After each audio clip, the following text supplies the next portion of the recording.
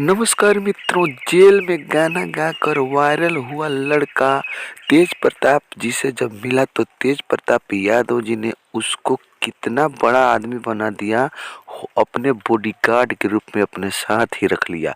क्या दिल है, क्या दिलेर है तेज प्रताप यादव जी।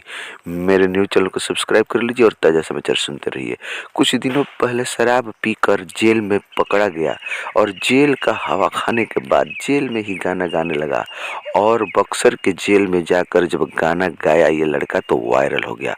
वायरल होने के बाद ये तेज प्रताप यादव जी उधर भ्रमण करते हुए निकले तो उधर मिल गया और मिल गया तो लाखों की भीड़ थी। उधर मीडिया वाले इसका इंटरव्यू ले रहे थे, वहीं पे तेज प्रताप जी पहुंचे। तेज प्रताप यादव जी लालू प्रसाद यादव जी के बड़े लड़के हैं और वहां पे जाकर जब देखे कि ये लड़का है तो ये लड़का पैर छूकर प्रणाम किया। उसके बाद तेज प्रताप यादव जी बोले कि मेरा बॉडीगार्ड बन जाओ और बहुत ही नेक दिल के इंसान है तेज प्रताप यादव जी और उससे अपना बॉडीगार्ड बना लिए।